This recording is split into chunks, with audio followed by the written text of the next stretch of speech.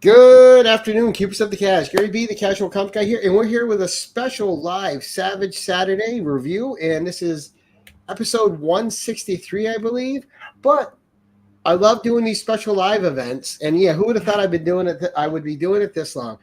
But we had to talk with the first year wrapping of Conan the Barbarian over at Titan Comics, plus the Savage Sword series on issue 3, and I couldn't talk about it by myself. I had to bring in the guy who's just as much a Conan fan as I am, Varangian Vigilante, Torsen himself. Torsen, how you doing today, sir?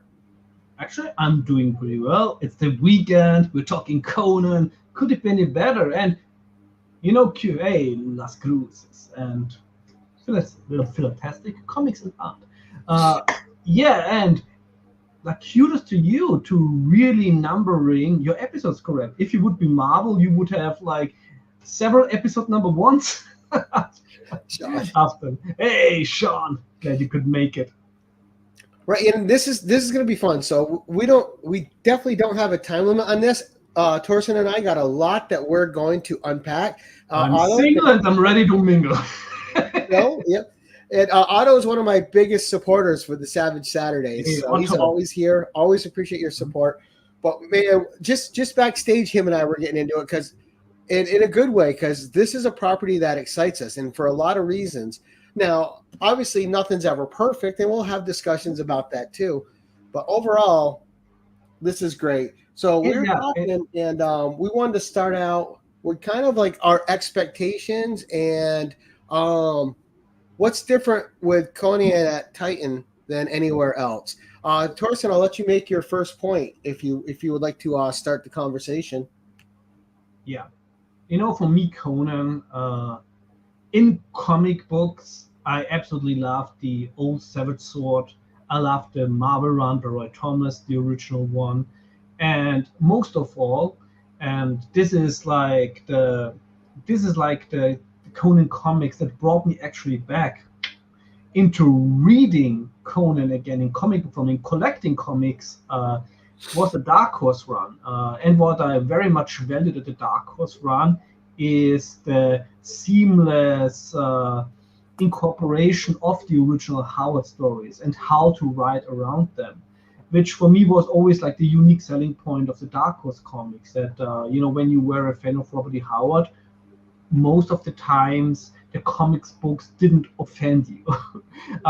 The Marvel comics, of course, started a little bit later to incorporate Robert E. Howard, since at the beginning they didn't have the rights to do so until I think the 5th issue or 4th issue, and the Marvel, the original Roy Thomas Marvel run, I think was always more, you had the Robert E. Howard adaptations in there, but in the end, Roy Thomas did his own thing. He also really expanded, Queen of the Black Coast and everything, which I know is something that you didn't like, how it was adapted by Dark Horse Comics by Brian Wood.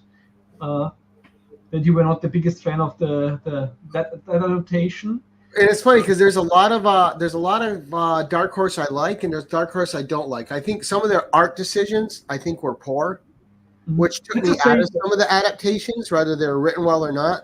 Some of the art styles they chose didn't click with me very well at all. Didn't feel like Conan. Didn't look like Conan. Didn't look like the Hyborian Age. I really like the Carrie Nord stuff in the beginning, and I in general think that the Kurt Busiek run is probably the most excellent Conan run we have to this point. So it was really, the expectations going to the Titan comics, the big unknown after Conan was again at Marvel, but it was a different Marvel because it was Marvel owned by Disney. Well, and I was just gonna make that point too, because when Conan came back to Marvel, that got me back into comics because I'm like, Conan's back. But at the same time, you always had that apprehension in the back of your mind, like how neutered is Conan going to be under the mouse? Yeah, and for me, hey, White Tiger. For me, I had different expectations of Conan at Marvel in the second Marvel run.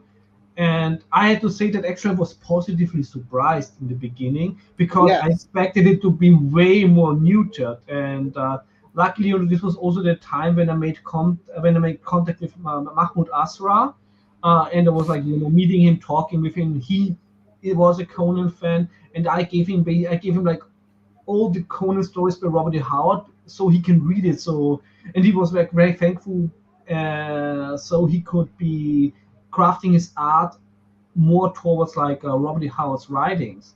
So the best thing that we got out of Marvel Conan was for sure Mahmoud Asrar's art, because it was something unique, like fantastic art, but like a new incredible art. Incredible art, yeah, but and his King Conan as well was beautiful. Yeah, and something new that we haven't seen yet in Conan. So I really appreciated that. And two good arcs from that run too. I mean, the Jason Aaron run was great, but I actually liked the Jim Zub run better, which was unpopular at the time with me saying that, right? But I thought he captured the essence of Conan better. I'm like, wow, this is really good Conan. Then you had no idea that once it went over to Titan Comics and Jim Zub inherited the property, and he was untethered by the mouse, just how much he was holding back at Marvel once you saw this launch of the new Conan the Barbarian at Titan Comics. Yeah, because what I heard like from Mahmoud was that basically in sort of gore, he's pretty limitless what he can draw. I think there was only one decapitation where he had to tone it a little bit back, but of course nudity was a no-go. Right.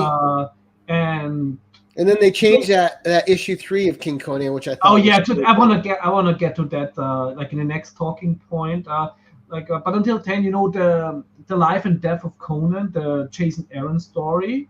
I think a lot of people criticized it because Conan was a little bit too much of a hero in it.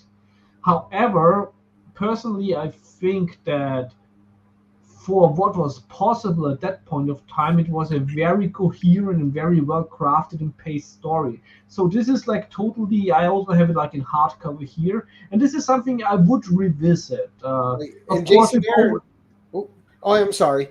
And Jason Aaron also had the task of reintroducing Conan to a new age of readers. Yes, and I really think I'm not the biggest Jason Aaron fan in general, but I think for what his order was and what was possible at that time, I think he made the best out of it. And of course, everything was very much elevated by the art of Mahmoud Asrar. But still, I think that the best Conan, forget everything Savage Sword of Conan in the new Marvel, that run was completely bullshit, except for the Roy Thomas story at the end.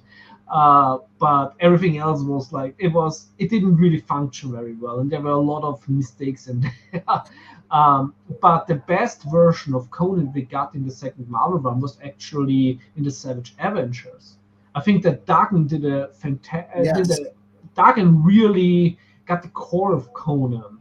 To me, that's one of the best complete runs of a story in comic history. That it was. I didn't expect anything out of it because it was Conan mixed in with the It was like the ultimate Hyborian heresy. But throughout that whole run, with the exception of 3 issues, which they did the bullshit King Null tie-in bullshit. Yes. Without those 3 issues, that whole run is brilliant. And Conan's never out of character. Conan's a womanizer no matter what age he's at. And cool on Gav. And the wrap-up is amazing because anyone else just would have had Conan be a savage and murder. They wouldn't have appealed to the intellectual side of Conan, who's very smart, or to the heart he has because he has his own code of honor. Mm-hmm. And the choice he made at the end when he was sent back was brilliant and just further proof that Dugan really understood the character. Absolutely. And one more thing which I forgot, because the way Conan was introduced into the Marvel universe is also thankfully to jimzub in the actually very well miniseries or maxi series Avengers No Road Home. And man, him and Scarlet Witch just fit together so well. I absolutely loved. Absolutely. Yes, Sean, exactly. Absolutely loved like how they wrote them together and how jimzub really managed. Conan at that point of time was mourning Belit, and of course Scarlet Witch was mourning like Vishnu, like having the problem. So So both characters had a very difficult time in their love relationship, coming together in the Hyborian age, and this was very well done. Like all the Conan segments in this Maxi series, excellent. Which is fun. Incredible. And David Finch is a great Conan artist as well. Absolutely. But it's fun. We're elevating really the good parts of the second Marvel run. There always was a lot of shit, like especially all those fucking spin-offs written by I was so excited for the Elite spin-off, and that was hot garbage. Oh, I always say Valeria was a little better, but it still wasn't great. That was the Valeria one. It as well could have had Fabio on the cover and was written for Lonely Housewives. Right. But the ballad, Teenie Howard might be one of the worst writers in human history. Not because she's, at least she would be bad, but she's boring. And I always say, Teenie Howard is where stories go to die. And to give her a ballad miniseries, this was for me the first time where I thought, Marvel gives a fuck about Conan. Right. Oh, and then they didn't even finish the Dark Agnes run. Yeah, which was actually the better one. But this was, of course, because nobody was buying it anymore. And you also had this horrible you had this really good plotline started with the Serpent Crown by jimzub. Yep. And then you get Saladin Ahmed, who also can't write, and who also doesn't know who Conan is, and you give him this awful miniseries, which after the second issue, was like, fuck this shit. And then you try to salvage the Conan thing and this pains me because, I like Mahmoud Asra. He's a solid guy. He's he's one of the nicest guys in the world. He couldn't harm a fly, literally. I was eating with him a pizza, and there was a fly flying into his drink, and he was saving it, putting it out. This guy couldn't harm a fly. He's the nicest guy in human history. And it was in this, it was during the pandemic, and the King Conan miniseries was, will it come out, will it not come out? He was over 1 year at home, and he painted every single panel. Yeah, it was gorgeous. It's he put so much work on love in it. And then because of some fucking retarded people on Twitter, they censored King Conan. You have this wonderful portrayal of Pocahontas in a beautiful, stunning outfit. And what do you give in the censor? You're giving a fucking potato sack over it. Right. Come on, it's and this was the point. This was also where sometimes I wrote with Fred Malmberg, and this was also the point where you have to get out. This is not the future. This was I also told him it's I love Conan, right? But I will not. But after censorship for me is a no-go. Once you censor something, you don't come back from this, because once you establish that's censoring, you always bend the knee. Exactly, and you always bend the knee. Once you're a bitch, you're always a fucking bitch. Now let's segue from that point right into all of a sudden Marvel doesn't have the license anymore. Exactly. Titan Comics has acquired it, and all of a sudden, for real Conan fans like you and I, it's exciting because the first thing you think of is no censorship. This is. I truly hoped it. You're hoping, yes. You're no censorship, and you're waiting. Now you're just waiting. Hopefully it's going to be good. Hopefully it's not going to go to a company where they just assign, Dynamite, where they just assign a crap writer to it and let them run with it. Yeah, always Dynamite also it's and exactly. And they also have capable editors. Right. Well, then we get. Let's just then we get this, not this. Hold on, sorry. Yeah. This comes out, right? Yeah. And you get this, and you take a look inside, and it's just a beautiful little introduction to the world of Conan, a little bit of the history of Conan.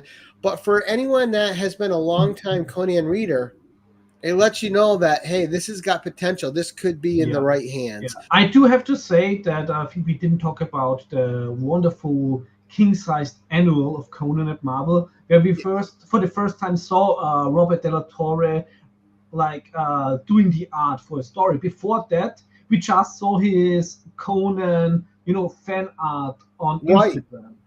And everybody was like, we need you because your art looks so much like John Buscema. And finally, and that that's the good thing about Fred Malmberg. Fred Malmberg, who is in charge of the Conan license at Heroic Signatures, he has a very keen eye on what the Conan fan base is talking about. Of course, he knows there are some purists that if it's not written by Howard, they don't care. He totally know which side of the fan base is in the target audience and which are not. So he was everything he was observing at the Marvel failure, what worked, what did not work. He brought into the Titan run, and I was also writing with him. I was telling Jim Zub is really fantastic writer. I'm not saying that I convinced him that he should keep Zub on there. There's a lot of people out there who really like Jim Zub's writing, and also the other thing about him is he's promoting his stuff on Instagram, on Twitter, etc. Yeah, on Substack. He's not out there telling any comic readers what they should believe, what they should not believe. He's not like an ideological crusader. No, he's a fantasy fan. Right, and the thing is too is when you get into this, and then when you get into this first issue here, you instantly get a feel of excitement, like when you were a 70s Conan fan. Yeah. You read this first story, and when the page ends, you're like, wow, what did I just read? I felt like I was transported not only back to the 70s, but I was actually literally immersed in the world. Exactly. By the coloring, the lettering, the art, the writing. One of the tropes that is really bad nowadays is when they put a writer on a title where it takes place in a particular age and they're putting modern phrases in the characters' mouths. That doesn't happen here. Yeah, exactly. When I read this garbage today, where Steve Niles, who probably can't form a coherent sentence, had read Sonia saying, "Oh, you're out and about." Who the fuck would have said in the Hyborian age, "out and about"?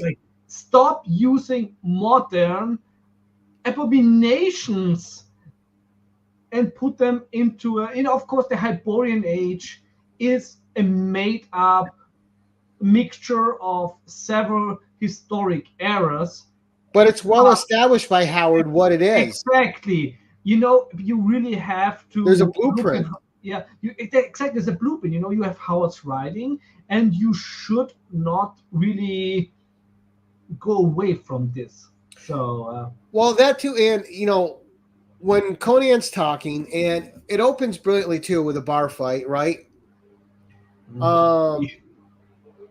Yes, but it's great because you're instantly in that world, and one of the things that really drew me into that world was we'll save this for a second. Was let's skip ahead a second. Was the coloring look at the colors here, and that's a whole atmosphere. Yeah. And one thing that for me is very important: does it say it has an inker? Yes. So we have. So not only. So let's get into the extras first before we heap more praise on Jim Zub and the artists. Yeah. But so in the first art, you had Jose Villarrubia as a colorist, which was incredible. Mm-hmm. Every panel that it drew you into the world. It felt like a different age. It felt like a different time. It felt like Conan's era. You had Richard Starkings, who's doing the lettering, and the lettering was great. When they whispered, when it was just text, none of it drew you out of the panel. It just added to the story, and instantly in your brain, whatever he was trying to convey with the lettering was put through in your reading. Yeah. And then, of course, you were talking about inks. Inks is it just says it's just, I think it's Robert De La Torre inking himself on this. Exactly. That's what I wanted to highlight. And this is, I don't want to throw any shade at John Buscema. John Buscema was a fantastic artist. And everybody says how Robert De La Torre is, close to John Buscema. I think he's better because everything we love about John Buscema, of course, he did a fantastic groundwork for it. But without the talented Filipino artists like Ernie Chan, Alcala, etc. Right, when he inked himself, it was just okay. Yeah, but when he was inked by the Filipino artist, they added all the details into the background. Oh, yeah. Then it got... Right, and him and Ernie were the best combo. And De La Torre does his own inks, and you see all the details in his art, and it's done by himself. And this is why I truly think and believe that Robert De La Torre is even better than John Buscema. Oh, he is incredible. Like, so when you open that first issue and you see the opening panels and you see the art, you're instantly wowed. And again, it brings you back to the 70s. Yes. And it feels like classic Conan. It feels like Robert E. Howard's Conan. And like these panels here, right? They're brilliant. And the wonderful thing is also, and this is a big criticism that I have with all the reprints of the 70s, is that they never get the coloring right, because the coloring back then was created for newsprint. So if you don't reprint it on newsprint, the coloring just looks off. And with what Titan Comics does so well is to really get the coloring right for the kind of paper they're using. So it's perfect, because there's so much in there that not a lot of people would question when they read a comic, but there goes so much more in there than just printing pages. Right, and also here with this page too, like a problem a lot of people have when they're drawing Conan is they don't know how to convey action properly. Yes, and this is great action. While it's carrying the story forward, while it's developing the scene and leading into what's happening next. There's a kinetic flow to this as the story goes. And this is also something that for me is a requirement of having a good visual storytelling. Doesn't matter if it's in a movie or in a comic. If you would mute a film or remove all the speech bubbles in a comic, are you still able to follow the story? If yes, then you have visual storytelling. If no, then you just have random pictures. Right. Yeah, and that's and not only him, but also the second arc. And we've been switching every 4 arcs. We're going between Braithwaite and De La Torre, and they're both great. Different styles, both conveying the Hyborian age brilliantly. One of the things we're so lucky. Yes, but I mean, look at this spread. Look at this spread page here. You get the coloring. Everything is working on this. Look at the depth of the inking, the colors, the picture is just amazing. Yeah, both artists are like at a level where every panel could be used as a cover art. Oh yeah, it just the spreads on these, the 2-page spreads are amazing in these issues. But let's see, we got some. So over here on the right, we got some of the Braithwaite. And I absolutely love the portrayal of like the undead and of everything occult. And Belit looked amazing. Oh yes, and this and is I put these also two together something. so you could see the contrast, but see that they both work. This was a point I was very worried. I still had a little bit of Marvel PTSD at that point, and to have like a story where you basically bring back Ballad, it's a very risky thing to do because this could go south very easily. But Zub did it in just a tasteful way, and also like a way that works within the story. Now, what I want to show here too, and another reason I'm bringing up the Doug Braithwaite art, is not only is it good, not only does it put you in a Hyborian age, it's drastically different from De La Torre, but no less effective or good. It's just different, but it still fits. So that's another brilliant move by Titan Comics, is to get two artists, and I like that they're going back and forth with them because it gives them each time to spend developing their issues artistically and portraying things the way they want to portray them. And the colorist on the Doug Braithwaite also deserves to be called out, and that's Diego Rodriguez. The two colorists they have on this series are amazing. They both just draw you into the world. The lettering is again by Richard Starkings on this. Yeah. And again, though, this is Doug Braithwaite inking himself on this as well. Yeah, and it's a good colorist. They got complete artists that are doing it all for themselves. Yeah.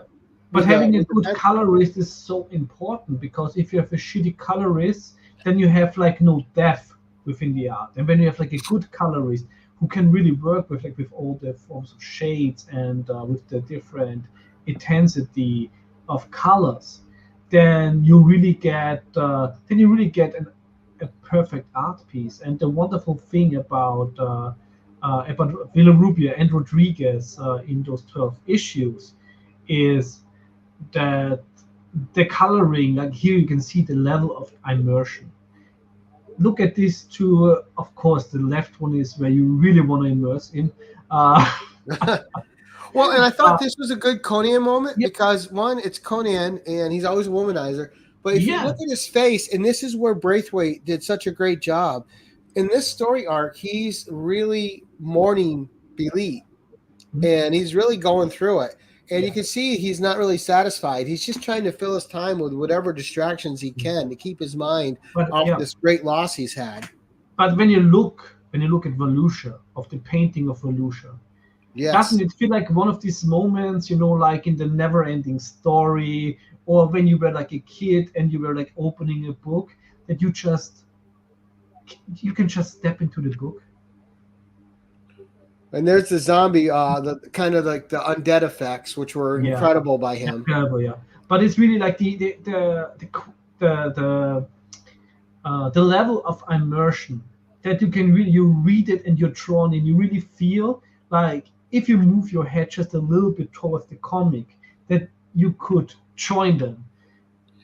And here's the other great thing: how excited were you when you saw Brule and King Kong? Very excited, and they introduced them brilliantly. Exactly, and this was also one thing where I was a little bit worried. We're like, aren't they introducing them a little bit too early? But no, it perfectly works within the story. And the other wonderful thing is that what I also love about jimzub is a fantasy maniac. And the wonderful thing is that he can differentiate between different genres of fantasy. When you read one of his Dungeons and Dragons books, they are vastly different from everything we wrote about Conan, because he knows that high fantasy is different from sword and sorcery, which is a low fantasy scenario. And he also reads Howard, because the Black Stone, which is a short horror story by Robert E. Howard, which is fantastic. That is part of the Cthulhu mythos. And he was just at Howard's home not long ago. Yeah. And this is like he uses like a mythos story from Robert E. Howard that is not really part in Conan Barbarian of Carl, but he introduces like this is Lovecraftian because it's part of the Cthulhu mythos.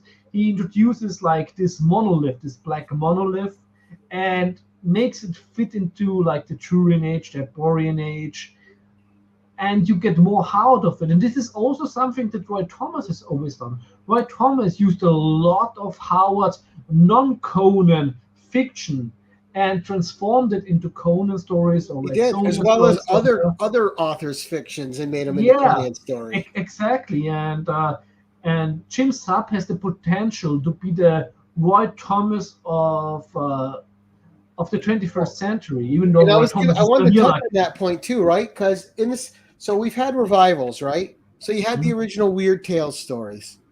Yeah. Then there was a revival of Conan and Robert E. Howard fiction with the Frazetta covers. Yes. All right. Then the next revival was in the 70s when Roy Thomas and Marvel got a hold of it. And that's also due in good part to Glenn Lord, who had the foresight to sell the property, license the property to Marvel cheaper than other places were offering Marvel. Like Thongor wanted more money, or else we would have had Thongor. But instead, Glenn Lord had the foresight to offer them cheaper per issue rates. So the other properties of Robert E. Howard, Conan's stories, it would lead those readers to Robert E. Howard and keep that fiction alive. And back in the day, before a lot of the Robert E. Howard unpublished stories have been released, Roy Thomas was literally there at the estate and going through them. Right, and also, and this is how I found Robert E. Howard was through the 70s Conan comic. I was a kid. I didn't know who Robert E. Howard was at the time. And without the Conan comics, we would have never got the 1982 movie because Ed Pressman, the producer, he didn't go to Arnold with Robert E. Howard's stories. No, he went to the next comic shop and showed like, this is it. Right, gave him a good visual. Yeah. And so let's get into. I want to talk about this for a moment with you. Something that isn't talked about. I haven't seen anybody talk about it, and I want you and I to talk about it. Is effective character design. So Titan Comics is also, and I think, and we were just talking about it, right? You said that he's the new Roy Thomas, Jim Zub. Yeah. I think this is going to do for Conan and Robert E. Howard properties what Roy Thomas's run did. It's going to reintroduce it to a new generation. It's going to make it relevant again. It's going to put it in the public eye. And what I heard is the Titan Comics is very happy with the sales numbers on Conan. Right. Well, I can tell you, I have a short box of this series already, and there's only 12 issues. I've bought into everything on it. I've loved it. But let's talk about character design, right? It's more than 12 issues. Yeah, but we have character design. So let's talk about we have Brissa, and I'll bring up some sides of her right here, right? Character that's a Pict. Now, Picts are in all of Robert E. Howard's fiction for the most part. That takes place in a fantasy world. Obviously not his boxing stories. Exactly. In his horror stories. But anything that deals with his Thurian age, Hyborian age, Picts are present, and Bran MacMorn, all this stuff, right? Mm-hmm. And in each age they're depicted differently because of whether they've evolved or kind of devolved. But what's great here is if you're a new reader and you're coming into a Conan tale, if you're coming into this world, never being introduced to it, the character designs in this series instantly help a new reader that's to this world differentiate between who are the Picts, who are the Sumerians, who are the all the different races are instantly recognizable as their own thing through character design. Now, when we see Brissa here, and then we go back to the Thurian age with Kull, and we see here on the right one of the best Robert E. Howard characters ever in Brule the Spear Slayer, you instantly recognize he's a pick through the war paint on his eyes. Yeah. But you recognize the characters. King Kull, instantly recognizable, different from Conan. And a lot of people just think they're copies of each other, which is but they're absolutely not. They're so different. And the other thing you see King Kull on the throne, and what just having this one picture of him, you can already tell. You can tell that he's like a strong king. You can also tell that he's a thoughtful king. Like all these characteristics are portrayed like in his posture. Yes, and then in later issues, in this issue, you get the other side of Kull, which isn't part of Conan, right? Kull is a very paranoid character. Rightfully he so. He lived in an age where Snake Man could impersonate anyone around you. He was always paranoid, and Kull is much more reactionary than Conan, which they depict, which Jim Zub writes perfectly, right? Absolutely. He knows this. He knows the difference. Kull reacts without thinking a lot of times. Now, when he has time to reflect, he does, but Kull needs Brule the Spear Slayer. Conan doesn't need a traveling or warrior companion with him. Brule balances Kull. Brule is the thought, and Brule balances his anger. And this is a wonderful thing. You could totally, from the art, and what sadly sometimes people very often have done, you could put Kull, Brule, Conan next to each other, and if you wouldn't know anything about their stories, you would say they're the same picture. However, they are not. And to have like all these three characters in one story really shows that Zub is able to write, to really highlight the characteristics that differentiate them. And the wonderful thing about it is also, it's all embedded into a story. That means like all the exposition you're getting, it's not just like, hey, here's exposition. It's not like now you're getting everything through the story. Through the situations they're put in. It's just perfectly paced. And every panel that Conan and Kull are in together, every panel, every page that they share, you know they're different characters. The way they act is different. The way they speak is different. The way they look at the world around them is different. And this is why I want to give like an example of how to not do it. Have you seen the movie Escape Plan? The movie what? Escape Plan with Arnold Schwarzenegger and Sylvester Stallone.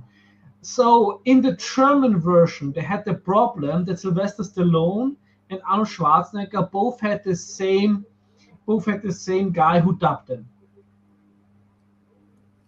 Wow. Like Thomas Dannenberg, who sadly passed away last year. And so they said like, no, we need to recast like one of the dubbers, but it didn't work out because they didn't think that Thomas Dannenberg was able to to really speak two different voices for the characters. And this is what I love about the Titan Comics run, is that they really entrusted Jim Zub to be able to give three different voices to Kull, to Brute, to Conan. And I really wish they would have also done it like with Moon back then, but this shows how to have like the trust to give to an artist, how it really frees them up. And when you give a good creator the reins to run with it. Yeah, and when you compare Jim Zub's writing from Titan Comics to already the good stuff he had done at Marvel, but it is still 1,000 to 1. It's like his writing at Titan Comics. It's just so much better, and you can really see that he is unleashed there. And let's talk about another point too, and I'm going to bring up a certain panel here, which I put in on purpose. So you have, I mean, I hope you put everything in there on purpose. Right, but you have I think I passed it. So in this world, right, we're talking about how you're immersed in it. Now, here's something that most comic companies don't do well. They don't know how to put adult themes in stories without making it gratuitous.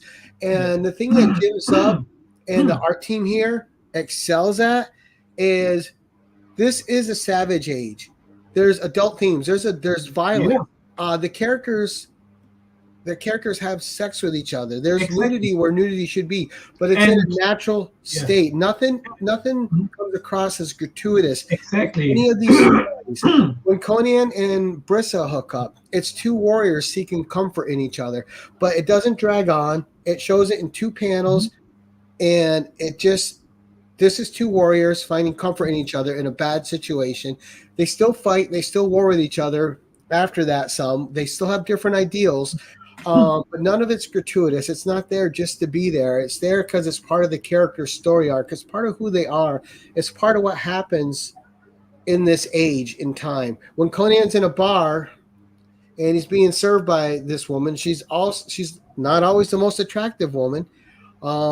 She's a bit bare-breasted, but it's not taken away from the story. It's just this is the age. This is how it is, and that's it. There's no gratuity in it. Exactly, and also, which was something that a lot of people criticized in Jason Aaron's Marvel run, is that Conan is too much of a good guy. Which what I also laugh about the Titan portrayal is not everybody that is killed by Conan deserves to die from an epic point of view. However, it's the Hyborian age. People die, and not all of them should die. Right, and it's survive first, ask questions later. Exactly, and they still do it in a way that to properly have Conan as a protagonist and to really accept. And for me personally, I don't need a protagonist that has all the that follows all the moral codes that I would follow. Right, you're not reading your story; you're reading the story of a character. Exactly, and I really want to have. This is what I love about Sword and Sorcery, and this personally, also like, oh, Conan is your favorite character. Do you want to be like Conan? It's like, hell no, I actually would absolutely. Well, a guy that's fighting for his survival every day. Yeah, but I want to read about Conan. I don't want to live in the Hyborian age. When people say, oh, I'm born in the wrong time. No, I like to be born in a time when I can take a shower, bath anytime I want. I really enjoy all hot water is great. Exactly. When I have headache, I like to take an aspirin. And not to have some sorcery on me that would I have to pay a higher price in the long run. So I really I really don't want to be part of the Hyborian age, but I really love reading about it. And this is something that is sadly very often misused, I would say, by people of should it be offensive or should not be offensive? By people with lesser wisdom, that any protagonist automatically has to be a writing for themselves. Hey, Carlito. And I say, no, when you have an existing character like Conan, you should really portray in the way that he was written by Robert E. Howard. Of course, you can put him in different scenarios, because otherwise we wouldn't have all these decades. Yeah, but you know what his reactions would be for the most part, how he reacts. Yes. And let's get into something that you and I a little bit disagree on. And I think one of the most brilliant things jimzub did in this is character introduction. I mean, obviously he did great with Cull and Brule. Yeah, but those were reintroductions. Yes, but I love the new character of Brissa. And what I liked about Brissa is, when you're writing a Conan tale and you're starting a new mythology and you're extending mythology with Conan. You don't have the rights to Red Sonja. Valeria and Billy are kind of done. It's touchy using them. All right. Yeah. So he brings in this character Brissa. Now, when she comes in, she's instantly a force of nature. She comes in like a boss on horseback. She's instantly distrusted by Conan because of her race as a Pict, which Conan has had many run-ins with, and they don't have a good history. I mean, let's just say it's like it basically starts with the Battle of Venaria. Right.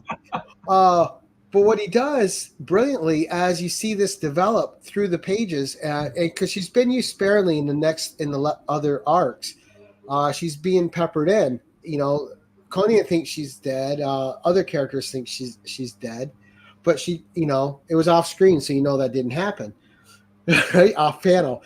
But when you see her, he doesn't just bring in another female warrior with the same tropes that Red Sonja had back in the day, which is one of my criticisms of the Dark Horse comics. Right. She's instantly her own character. She instantly has her own ideals, which are nothing like any of the other female characters introduced in any of the Conan tales. And not only that, she's connected historically through the Thurian Age all the way to the Hyborian Age, because she's a descendant, you learn later, she's a descendant of Brule the Spear Slayer. And when they take you back and introduce Brule, you instantly recognize him through the character design, like we talked about, as another Pict. And she comes in. No one listens to her at first. She is a great fighting companion side by side with Conan. I felt like she was a great introduction into this world. I felt like she earned her spot in the world. And I liked that she came in with history already through the way that she was written and through the way that she was drawn, and that she was instantly not like any other female character that had been introduced in Conan in any time. Yeah. But you disagreed. You thought it was a little too soon to introduce her. Not that you didn't like her, you just thought it was too early. Exactly. Originally, I would say I disagree. Not like how to introduce her, because everything that you said is completely correct. For me, the beginning, I would have personally wished to have like a story at Titan Comics first that was a little bit like, with lower stakes, to have like a one would say like a run by the mill, like Hyborian Age monster of the week story, if you will. Right. And this was like my criticism with issue number 2. However, now having read, of course, all the 12 issues, I say I take everything back, because they did it right. Because the story, how they built it, the whole story about the Black Stone, the payoff. Is it the story that I would have picked as the beginning of a run?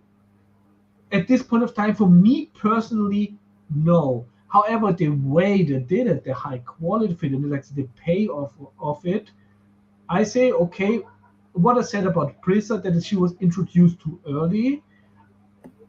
At that moment in time, I felt like it. Now I say, no, we got the payoff with Brule, and for that story to work, she was introduced at the right time. Right, and also I think they needed to introduce her just to give context to when he went back to the Thurian Age with Kull and Brule. Exactly. And so that's going to lead us. Are you ready to talk about the future a little bit, and then we'll talk about Savage Sword? Yes. Right, and talking about the future, what I really enjoyed, and what I think is one of the unique selling points of the Titan Comics approach to Conan. That is something that we didn't really get from Marvel or from Dark Horse. As we know, the 1982 movie is very popular, rightfully so. Right. Conan is more like Kull in it. Right, it's a blending of Robert E. Howard characters in that movie. Exactly, it's a blending. It's not really a Conan film. Like I always say, I think that the portrayal of a low fantasy scenario like the Hyborian Age, perfectly done. Of course, it is a very unique interpretation of Conan that is very far off of Howard's, but I absolutely love the 1982 movie. Right. And what I can see, what Titan Comics does, is it incorporates, of course, visuals, characters that we know from the movie, and blends uh, their portrayal, or like how they were written by Robert E. Howard, a little bit with what we know from the movie. For example, the Atlantean sword got its own origin within the pages of the Titan Comics run. Fools of Doom is a blend of the Fools of Doom we know from the movie and the one that we know from, of course, let's just say, a lot of the fantastic Conan villains. And originally a Torfamon, exactly, Torfamon, Tools of Doom. They were very sparingly used by Robert E. Howard. Robert E. Howard sadly took his life way too early, so we don't actually have like a real, we don't have as many Conan Cull stories as we would like to have. On the one hand. On the other hand, of course, this is also part of why we love these stories so much, is because there's it's overseeable. It's basically at one weekend you can read everything about Conan like on one weekend. And it's incredible. And Robert E. Howard, before I go on to my next point here with what we're talking about, one of those authors that doesn't get enough respect. When you go into a Barnes and Noble and you see all those classics up there with authors like Poe, like Lovecraft, and they don't have compendiums or Robert E. Howard editions, and that's a disservice to him and what he added to genre. It is, and maybe it's also because H.P. Lovecraft, also to his lifetimes, he didn't receive like the honors that he should have received for his writing. Of course, later on, I think that Lovecraft was reissued a little bit earlier than Howard, like most of the stories, to have like in a compendium. And of course, also that horror is a more popular genre than sword and sorcery in the mainstream. And also, when you had authors like J.R.R. Tolkien and H.P. Lovecraft who are Howard fans, and they still don't catch on today, it's like, what's wrong with you guys? It's very often I really don't get why Robert E. Howard is not more popular. Probably it's also the case that what really also, of course, put Lovecraft on the map is like the early movie adaptations. Of course, like I think Dunwich Horror was still sold as an Edgar Allan Poe movie back in the day, but H.P. Lovecraft got way more recognition in mainstream media through movies, while of course with Robert E. Howard, Conan '82 was like the first big outing, and this one doesn't really have a lot to do with the original Robert E. Howard Conan. And then of course we got I still say that Red Sonja is a Roy Thomas character. Yes, because she's nothing like the Robert E. Howard character. Yeah, because the combination of Dark Agnes and Red Sonja put together. I mean, I absolutely, of course, love the Robert E. Howard Red Sonja story because it plays part where it takes part where I live in Austria, and it was one of our most glorious hours when we beat back the Ottoman Empire and liberated the Balkans, everything. So I absolutely love this story naturally. Right, it speaks to you. It speaks to me, yeah. So, but the Red Sonja we got in the movie is Roy Thomas, Red Sonja, and not Robert E. Howard's version. And of course we got Solomon Kane. The movie was fantastic. Like Purefoy did a great job. I'm not as big as a Solomon Kane fan. I love the Solomon Kane character. We'll get into him a little bit later. We talk about Savage because there's reasons I like Solomon Kane. And hey, Damien, that the story that was in the 3 issues of Savage Sword brings that up. But what I wanted to talk about too with Jim Zub is I like the approach he's taken with Conan. Before we get into Battle of the Black Stone, the next arc's already been announced, and it takes place in not anachronically, right? So it's out of sequence. The same way Robert E. Howard wrote Conan. Because Robert E. Howard always famous, he's like, look, I write these stories, like Conan's on my shoulder telling me a tale. And what tale is he telling me today? Yeah. And, to put it simply. And I like that Jim Zub's kind of following that same blueprint because the next story arc we get is a younger Conan. So I like that approach. I think it's good to skip around, kind of keep it fresh, not tie yourself into any ongoing storyline for too long where you have to keep this mythology up and eventually possibly become bored with it, right? Yeah, I mean, there's different approaches. Actually, reading, just for example, with Dark Horse, I really like to have the coherent approach. But this is also what I'm happy that Jim Zub does what he does, because I don't want to have like another Dark Horse run. I totally love the Dark Horse run. Right, it's got to be its own thing. Yeah, exactly. It has to be a new approach. And and the thing with Zub too is, this is a guy who understands what Robert E. Howard created.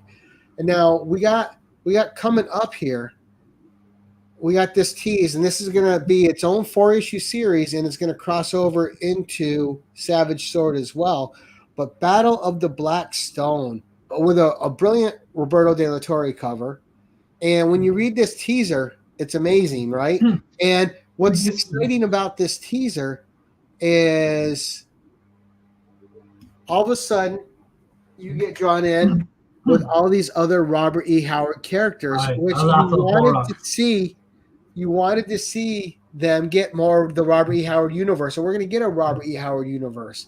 And it's so interesting when you compare this Free Comic Book Day issue, of course, with the Serpent War stuff that Zub wrote at Marvel, because the concept was very similar. Right.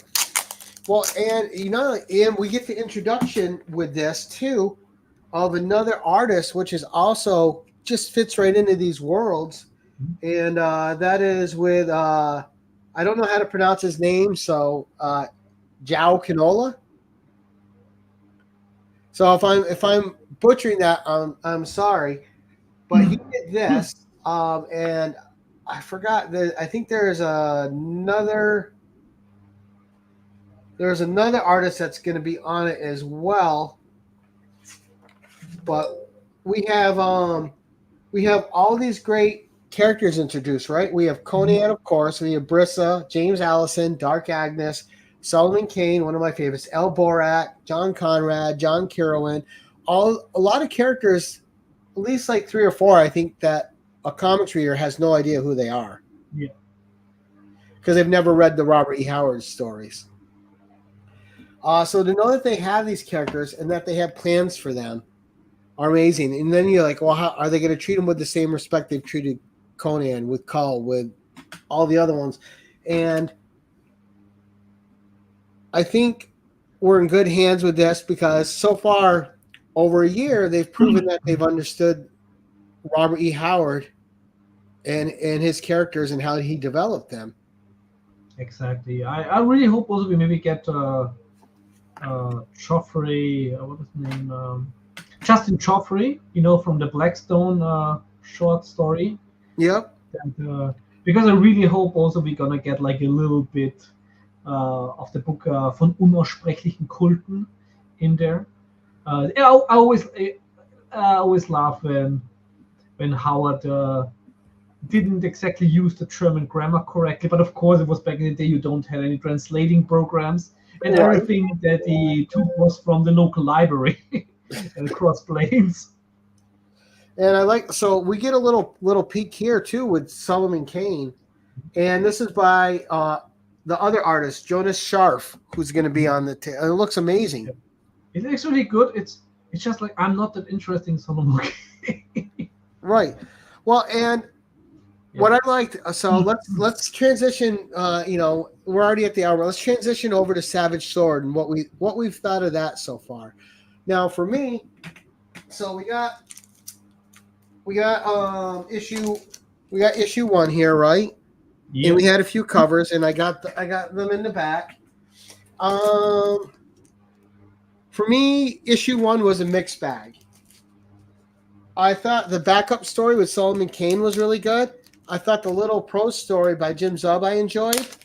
It had the limitations of a limited story on it, but it was still good. It was still sliced. But what I thought, I'll start with what I thought didn't work, was, we had the Great and the Median Chronicles at the beginning, which you need. But so the first story, and it was written by, first of all, the introduction by Roy Thomas. Awesome. Yeah. All right. The art is beautiful. It's a German artist from the art. Not that's, of course, the story, but from the story, from the main story, that's a German artist, and he's fantastic. And then you get the map, of course, but you get the tale, and it's written by John Arcudi. Mm-hmm. And it didn't really hit for me. I liked it. I liked parts of it. What I liked most about it was, I think it was fantastic. It had the story for me basically ended when the giant lizard, like the dragon, if you will, the dinosaur, broke out of the door, and that for me was the highlight. But it was killed way too easily. Right. Well, what I didn't like is you're using a dinosaur. Dinosaurs aren't really a Conan age thing. Obviously, in Red Nails they had that one, but yes, like Tyrannosaurus Rex isn't really a Conan. I think you can use it. That's why I'm saying. That's why I would about to say like this giant lizard. I think it's okay to use it, and I think it's completely for some sorcery or fantasy scenario. Like I said, in Red Nails we have a precedent of it being used. So for me, that actually works because I actually love giant lizards. Right. That's okay. So, I do too. I just in their proper place. But I thought that the shock effect of it bursting out of the door is yeah, well, that's the defense. It was killed way too easy, and it does the shock effect was fake. I think it didn't really. In that moment, I think at that moment, all the stakes were lowered. And I like the introduction of the woman, though. I thought was a good character. That was a fantastic character. My main problem with this is he dumbed Conan down for the story, which I didn't love. Absolutely, yeah. Because Conan kept falling for tricks by the other dude, which Conan would not do. Yeah, he would also didn't like, that would be it. Then what I also didn't like about it was I think that the scale of the story was too big, and hence it was rushed to fit into one issue. This would have been a 5-parter you could really tell a fantastic story with, and it was the art is amazing. The art is I thought the Max von Fafner art was good. Yeah, it was really good. But the story, I think it was I think it was a good start to Savage Sword. But it should not have been one story. They should have expanded on it or left it. Right, and I liked what they did in this, which was a throwback to the old Savage Sword, where they put the Road of Kings poem in, where they took a Robert E. Howard poem, they put it with some art. In this case, you had the Gerardo Zaffino art, which was great. But then what really surprised, you had the Conan short, Sacrifice in the Sand by Jimzub, which was fun. But what I really enjoyed was Master of the Hunt, the Patrick Zurcher story of Solomon Kane. One, I thought his art was gorgeous, and I haven't loved all of his Conan covers, but I thought his Solomon Kane art was great. But what I didn't realize is what a decent writer he was, because every time, and over these 3-issue arc, every time that Solomon Kane spoke, it sounded like words Robert E. Howard wrote. He is Patch Tircha. He is a Solomon Kane fan, and you can tell that he is. Yeah, and it literally felt like Robert E. Howard writing Solomon Kane. Trust me, there was no person that was more pissed when Marvel didn't do the Solomon Kane, because it was about to be his big time. So he was very pissed. Well, let's see. So we have let's go with issue 2, and we'll talk about this a little too, because I thought this magazine really hit its stride with issue 3. Actually, I think that issue number 2 is the best so far. I read issue number 3 today, and I was a little bit underwhelmed. And I think it was the wrong story to have already now. See, we'll get to it. I disagree. Yeah, but issue 2. I will explain why. I like the Jim Zub story a lot. Very brutal. The Richard Pace art was good. It was different. I thought they nailed more of the black and white aesthetic in issue 2 than they did in issue 1, which felt like they kind of just grayscaled it and took the color away. Issue 2 felt much more into it. I loved the Lovecraftian horror of issue number 2. Yeah, it was great, and it again. And then you can truly see, because it was written by Jim Zub, that with doing the Black Stone now in his main run, that he's delving very deep into the cosmic horror and body horror of H.P. Lovecraft at the moment. Yes, and what I like, I was going to get to that too, right? Is I like that Jim Zub had this first story because he was able to write a story outside the continuity he was doing over on Conan the Barbarian. It was great. You can clearly see that. I don't know if it's correct or not, but it's something I assume that doing the research for the Black Stone, he stumbled upon like a story where he was inspired. It's like, I can't fit this into the main story, but I really want to do that. Right. Oh, and Conan's Will of Survival just so on point. And this is also what I love, because it also shows that Conan is a human, which is one of my big criticisms of issue number 3. Right, and one of the things too is his development with the boy, and then realizing what he had to do at the end too, right? Yeah, that was. I think I think for me so far this is the best Severed Sword issue of the new one.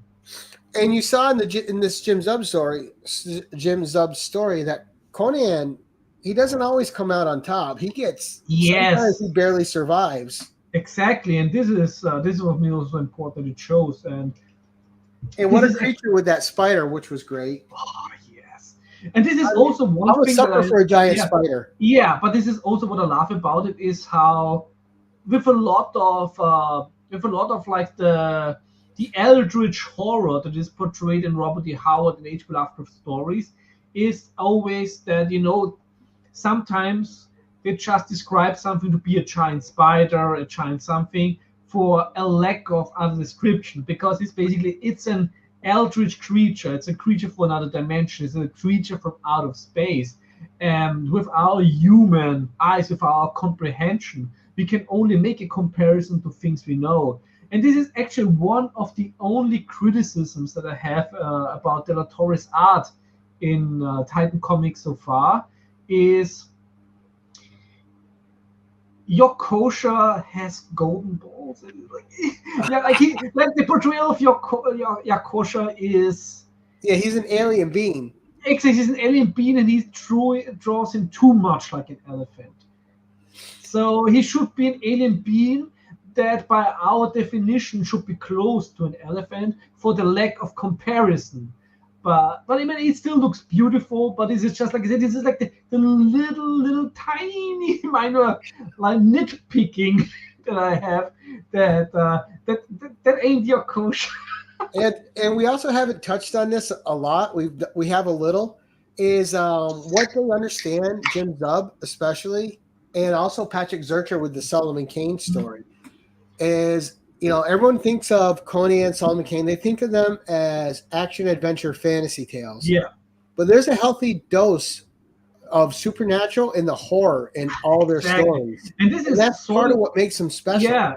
And this is like the thing, like I say, you always think of action. That's the sword part. The other part is the sorcery part, and hence it's called sword and sorcery. Right.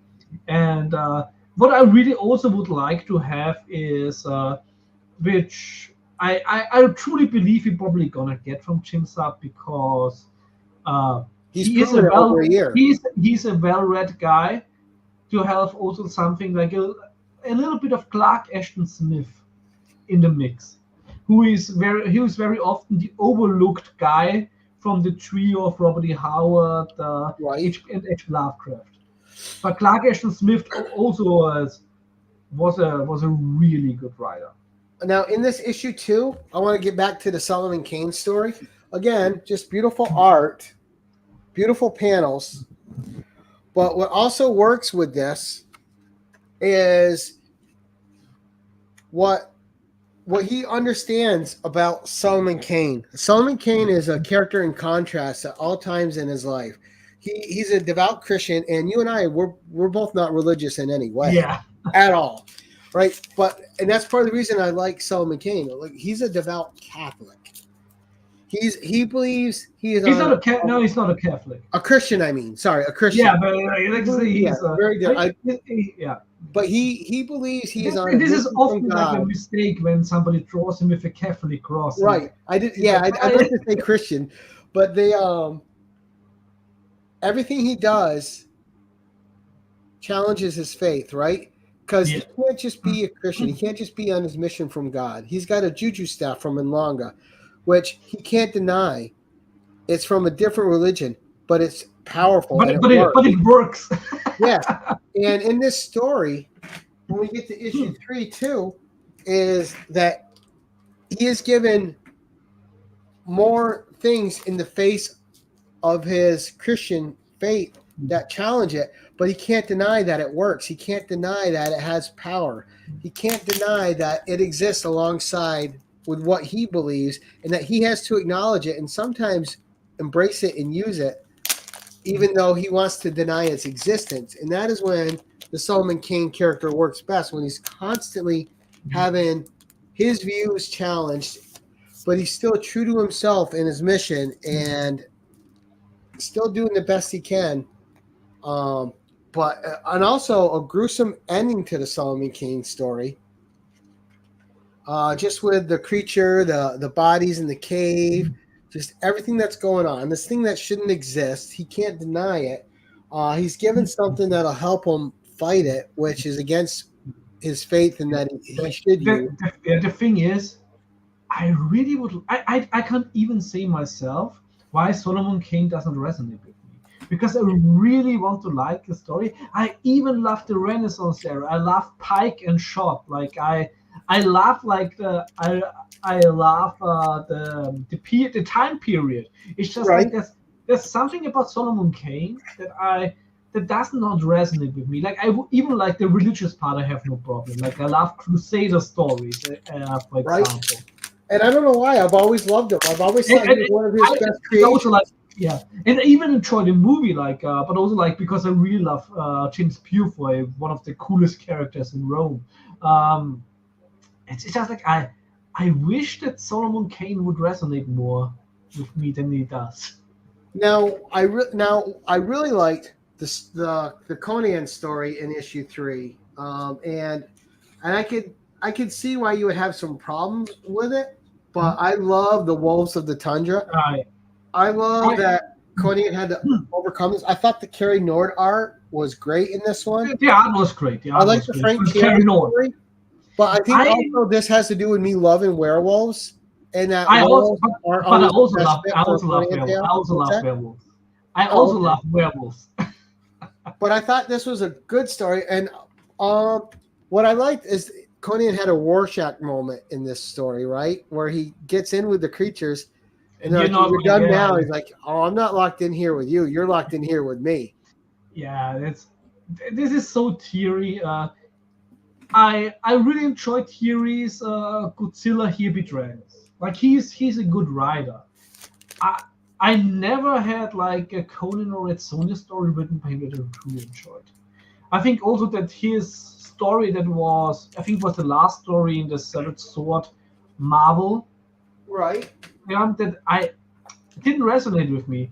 And in this one, first of all, I think that this story is too close what we also had with Conan transforming into something evil in the main run. So I think like we already had like this plot point, just a resolution to that in the main story. So it just felt like more of the same, even though of course he was aware of, but it's still transformation where he has to find a solution that he's healed from his curse. So it's pretty much the same that we already just got like a few weeks ago. So it was a bad timing in my opinion. So then the other thing is with Thierry's writing.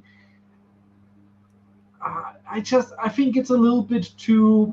His writing is too upbeat. I think like he doesn't has like this humor that hits you in the face, which would be horrible. But I also really didn't enjoy like the ending when it just walked into different binds and you have like the serpents on that one. He's like no, just no. I think this was too much of a too slapstick. It was too slapstick, and it felt like it would be a parody in that moment of the genre, and this is something that I don't like. I can see that because I thought that was a weird moment too. Yeah, I like parodies of my favorite genres, but they should all be parody and with a different name. Deathstalker 2, one of my favorite movies of all time, is the best parody of sword and sorcery in history. Absolutely love it, but it is from the beginning to the end a parody movie with slapstick. It never pretends to be anything it's not. And I don't like when you have like a story with stakes, and then suddenly like you're adding this self-indulging humor like in it. It didn't fit for me. And the other thing, also you said when this Rorschach moment, Conan is powerful. Conan can come out of most of actual all situations, like sometimes barely alive. Hey Kenneth, this was way too easy to beat all these werewolves. This was just like you were like locked in with me, cut Conan, a few wounds. I think they acknowledge that though with the writing. Like, yeah, look, you're right. I am an elite warrior. You guys may have been turned, but you guys are just farmers and village people. You were never trained to fight. Yeah, but still the amount of the amount of bodies, the if there would have been like 4 werewolves in there, okay, but it felt like they're like 30 plus, like it just this was one story, where I love the art, I love werewolves. I wanted to be immersed in the story, but all these Frank Thierry moments took me out of the story. Right, the little humor moments just pulled you out of the story. All right, so we'll start wrapping up. We'll do let's start doing some reviews. So overall, this first year at Titan Comics, I think we both agree is probably one of the strongest Conan years in history. Yes.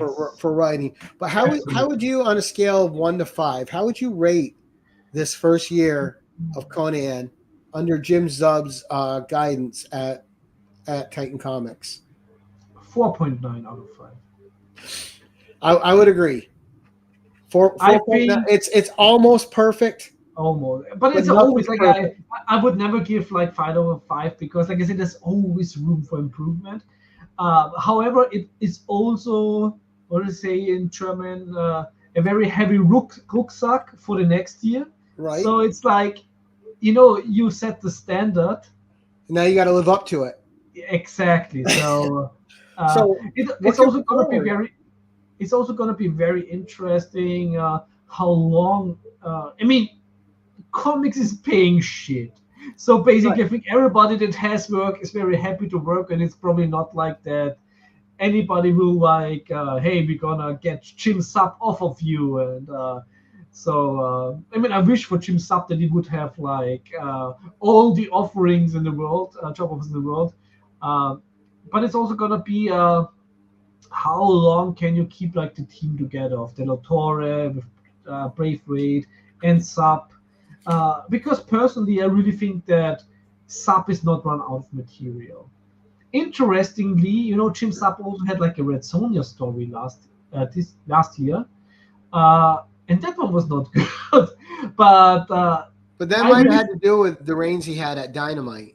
Exactly. Now, also that was like the thing that I thought is like probably Dynamite page shit. So he just used something he already wrote to have like it quickly in there. But of course, there's also like assumptions. But yeah, I think when Zub is like into something, then he has passion's written all over this right now. Yeah, I can see him having the same lengthy run that Roy Thomas did like in the 70s. The first 115 issues. And what I also really hope is please keep it as one run. If anything changes, don't bring out a new number one. I want to have like a really nice continuity with it. Yeah, make it a legacy. Make it a legacy. Make it a saga.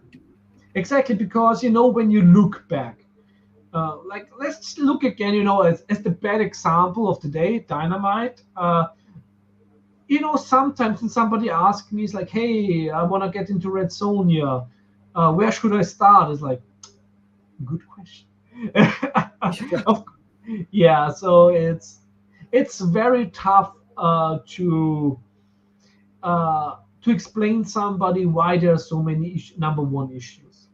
Right. Now, looking forward though, I'm really looking forward to Dark. Probably one of the things I'm looking forward to the most is Dark Agnes, because I think people don't understand really how great that character is, and one of the most savage beginnings of any character in Robert. Oh, the wedding is so. It's also the French history of the time, also fantastic. And the sad thing with Dark Agnes is really we got two fantastic stories by Robert E. Howard, and we got fragments of a third. And just in the fragments of the third, he was about to introduce a supernatural element into the world of Dark Agnes. So, and they did a good job with it, but you still wanted the Robert E. Howard version. So you could still tell it wasn't him near the I think what we got so far, we got one really good Dark Agnes story of her origin at Dark Horse in Robert E. Howard's Severed Sword. Yes. I thought it was a really good adaptation. The first one was really good. But the second one, okay. Then the Marvel one was discontinued after 2 issues.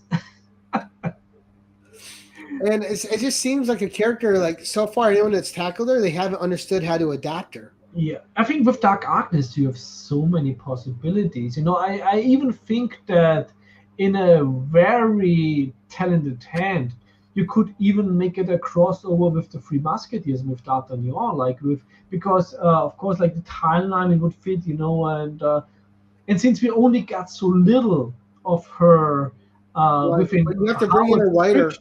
I think you can do in that time period. Yeah, exactly. Somebody who read Dumas. So I think you can put a lot of that stuff in there. And I know you and I are going to disagree on this, but I do want to see eventually a Brissa miniseries where she's just on her own. I think you think it's too soon for that, or that maybe should only be a supporting character. I'm not trying to speak for you, but I'm bought in completely on the Brissa character. I would not be offended by it. The question is just, does it make it sense for Titan Comics in a financial way? Is there because that's the thing about that's the crazy thing. What makes Conan, I think luckily, because I hate when things being mainstream, which is of course sadly for the rights holders. What makes Conan such a niche property is that there is no coherent fan base. That you have like splinter groups in the fan base. Somebody, they have the purists that is like, if it's not written by Robert E. Howard and Conan, then you have the people that are like, that are basically saying, okay, you can add some of the prestiges in it, but hey, we just take that, we're not interested in the comics. Then you have people who like, hey, the comics, but we're not really interested in the other stuff. Right. And other people is like, hey, Conan is Arnold, it's the 82 movie or nothing. So it's, there's no united fan base in Robert E. Howard and Conan lore. So, and this makes it extremely difficult. Titan could do. Yeah, exactly. So this makes it extremely difficult to cater to it. So let's end. You already know. I just want them to continue as they're doing. I like the Jim Zub approach to going anachronologically to it. Yeah. What are your expectations, and what do you want to see out of the future of Conan at Titan Comics? When the Black Stone story is done, I want to have some Conan solo adventures. To like, don't get into the trap of after an event you need a big event, you need a big event. Keep it low fantasy, keep it sword and sorcery. Right.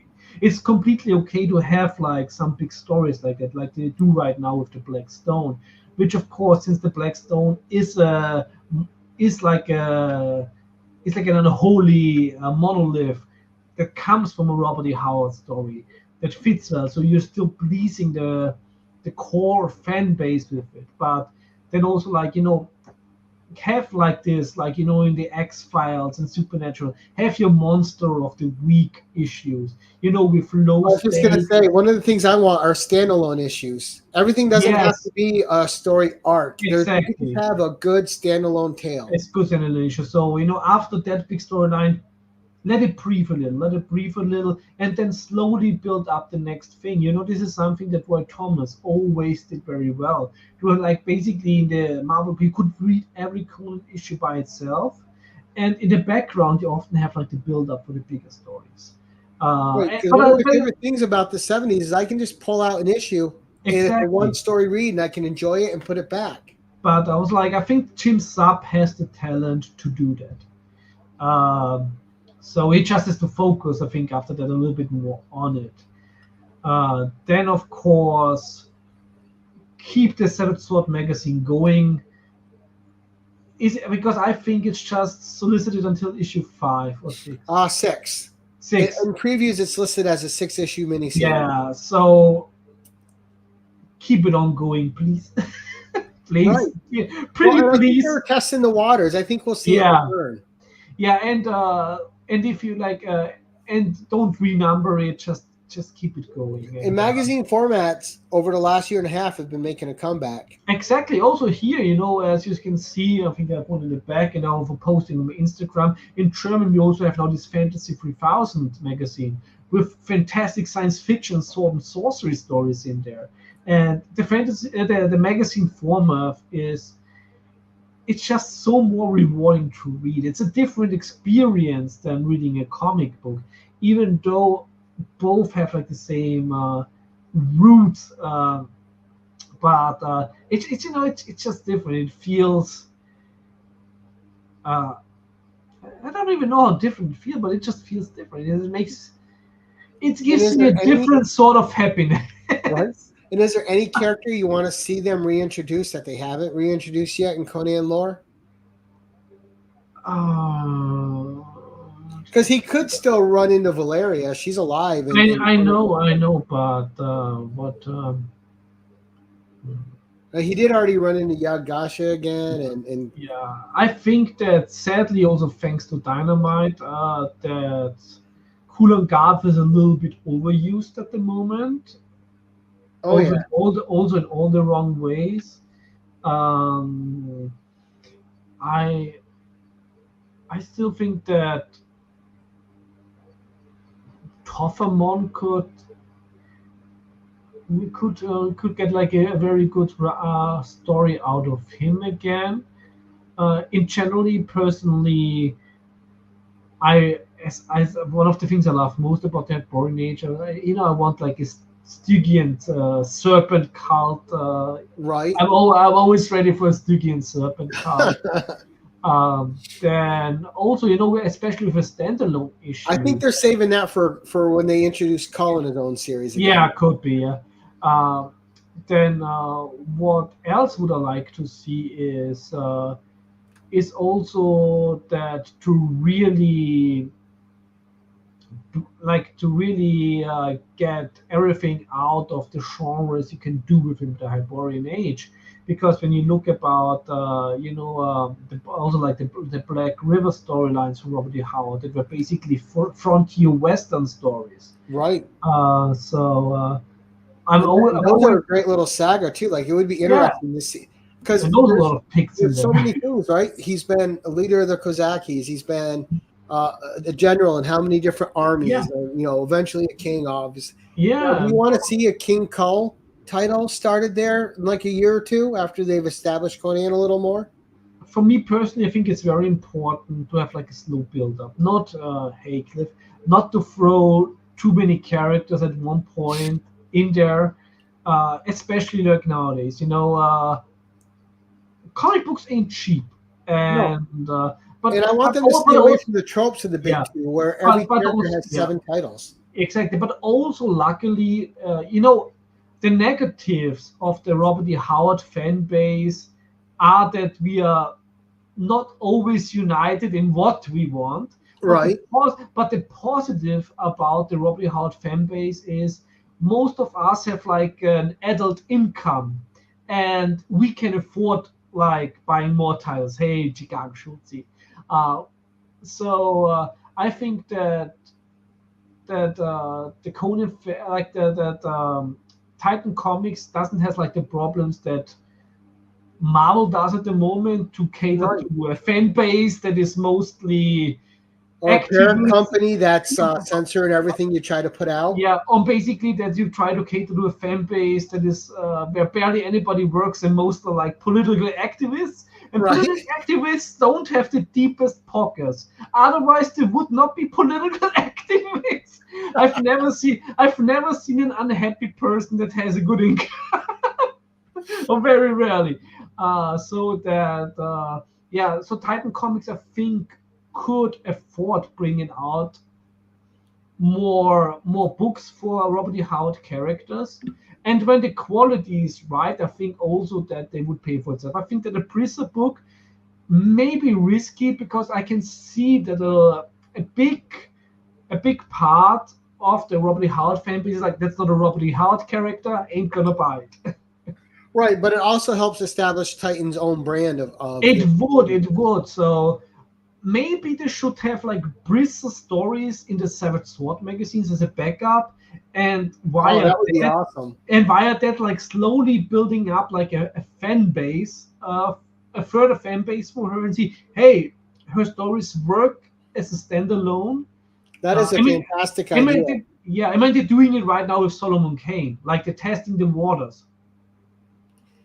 Right, so overall, what we got out of this today is Titan Comics, just keep doing what you're doing. Let jimzub have its creative freedom. Let these artists keep switching the artists back and forth, because it gives them time to perfect the art that they're putting in these books, which is absolutely stunning. Exactly. And what I also think they're doing is with the variant covers, that they're also testing the waters. Okay, which artist sells, like, and then maybe give them like give them an art. Yeah. But overall, Titan Comics is doing an outstanding job. This is from 2 Robert E. Howard purists who just love Robert E. Howard stories and the 70s Conan. And I don't think you or I think we expected to like it. I didn't think we expected to love it as much as we did. I was so worried. I'm always like worried when it comes like this, when you truly love something. Right. But what is this? What is the negative outcome of Titan Comics being so good? It really shows how horrible Red Sonja is at Dynamite. Yes, it is. But you know what? We're getting great characters from Titan that will deserve our money. That we'll give it to them. Yeah, it is, and that's exactly. The only thing I would say is, Oh, although I've bought all the alternative covers, probably calm down a little bit on them and just let people be invested monetarily in the story you're telling, and maybe not bleed them so dry on extra covers. But I'm admittedly part of the problem. But I would still like not have to have all those cover options and just be able to just buy the book and enjoy the story for what it is. I bought some variant covers, but I'm like at this point, a variant cover really has to wow me. I think the last issues, I didn't buy any of the variants because I was completely satisfied with cover A. But sometimes, a variant cover is a nice, is a nice art purchase. But I also really think that it must offer something.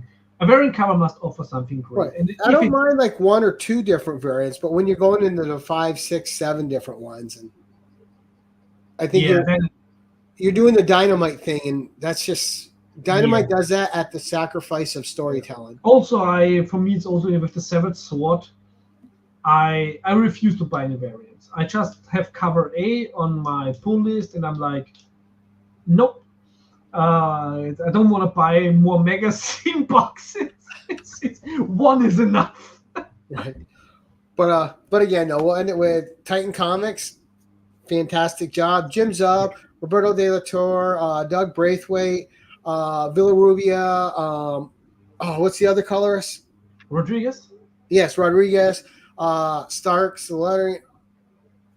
Everyone working on Conan right now. The passion shows. We as fans appreciate it, and we're here for the ride. Yeah, and like that goes, we appreciate everybody who has the part in it, and show some love to the colorists, show some love to the letterers.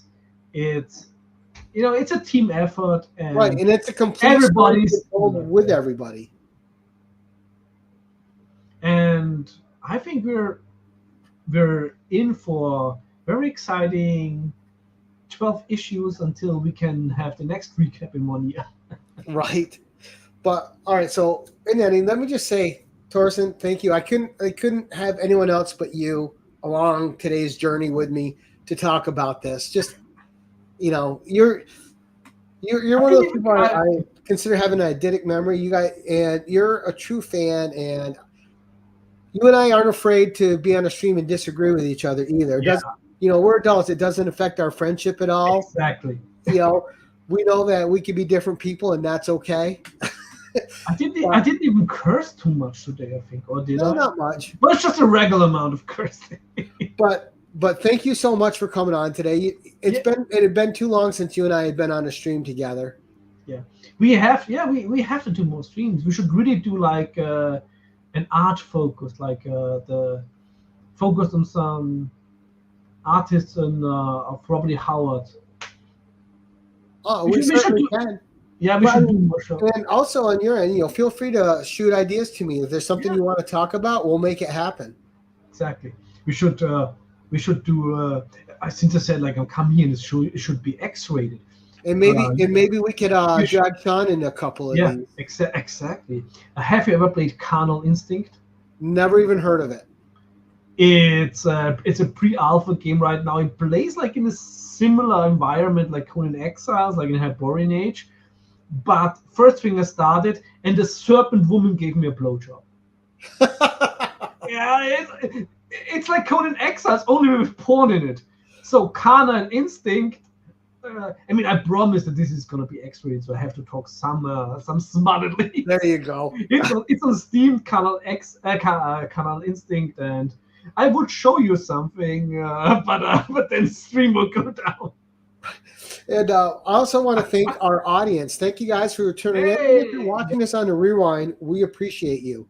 And Jim, I know you sometimes watch these. If you did watch it, we appreciate everything that you've brought to Conan this year.